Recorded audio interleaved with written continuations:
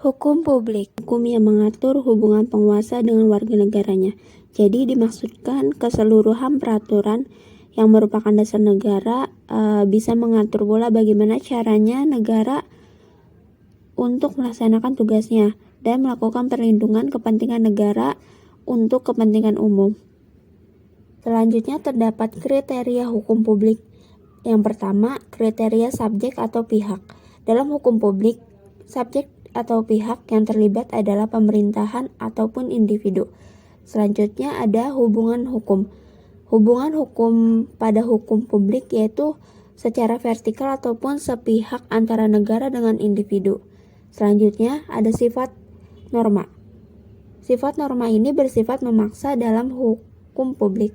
Selanjutnya ada konsekuensi di mana hukum publik ini melakukan lapangan hukum publik sebagai subjek dan objeknya. Isi hukum publik. Yang pertama, hukum tata negara adalah keseluruhan aturan hukum yang mengatur tentang organisasi dan tatanan negara. Yang kedua, hukum administrasi negara (HTUN) atau HTP adalah keseluruhan aturan hukum yang mengatur cara bagaimana penguasa itu seharusnya bertingkah laku dalam melaksanakan tugas-tugasnya. Yang ketiga, hukum pidana adalah keseluruhan aturan-aturan hukum yang mengatur tindakan-tindakan pidana yang diancamkan kepada siapa saja yang tidak menaati aturan-aturan hukum tersebut. Yang keempat, hukum internasional adalah hukum yang mengatur hubungan antara negara dengan negara yang lainnya, organisasi internasional yang pada dasarnya tentang pengaturan bagaimana negara dan organisasi internasional berada dalam masyarakat dunia. Adapun contoh hukum publik, yaitu pelanggaran UU ITE, pelanggaran lalu lintas, penyalahgunaan wewenang dan kekuasaan oleh pejabat pemerintahan, pemerkosaan, pembunuhan, perorangan yang satu terhadap yang lainnya dan pergaulan. Pada hukum privat, dalam terjadinya perselisihan hak untuk mempertahankan atau tidak mempertahankan, maka hak yang ada pada para pihak itu sendiri untuk diajukan ke pengadilan. Bahkan dalam hukum privat, para pihak dapat menyetujui penyelesaian perselisihan diserahkan kepada pihak lain selain pengadilan seperti mediasi dan arbitrase. Kemudian kriteria hukum privat. Hubungan didasarkan pada asas otonomi kebebasan para pihak atau subjek yang kedudukan sejajarnya. Subjek antar perorangan atau penguasa dan pemerintah bisa menjadi subjek inisiatif mempertahankan haknya oleh para pihak sendiri. Hukumnya bersifat melengkapi atau tidak memaksa, walaupun ada juga yang memaksa. Kemudian ada dari isi hukum privat.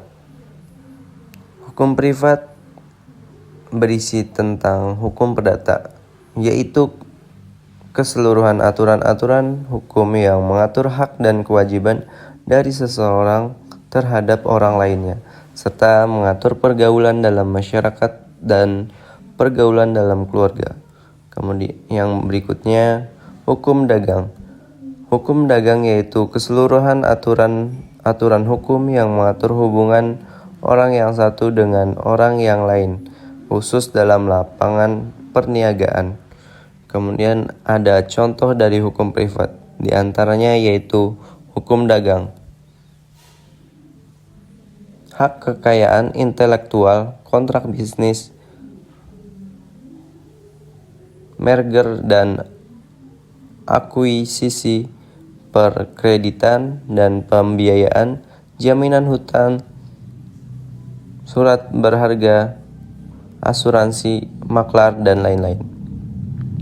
Contoh kasus merek dagang yaitu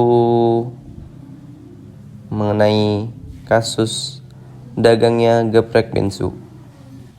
Hukum pencemaran nama baik, hukum kekeluargaan, dan yang selanjutnya pelanggaran perjanjian atau kontrak antara individu dengan individu lain. Apa itu kaitan hukum publik dan hukum privat? Yang pertama, terdapat pengaturan hukum yang berbeda antara jabatan dan pemangku jabatan atau pejabat. Yang kedua, jabatan adalah organ pemerintahan yang memiliki kewenangan dalam melakukan suatu tindakan atau perbuatan pemerintah dan tidak memiliki harta kekayaan sendiri. Sedangkan pejabat atau pemegang jabatan menyelenggarakan wewenang dan tugas jabatan. Oleh sebab itu, pejabat tidak memiliki wewenang sebab yang memiliki wewenang adalah jabatan. Yang ketiga, jabatan bersifat tetap, namun pemegang atau pemangku jabatan silih berganti.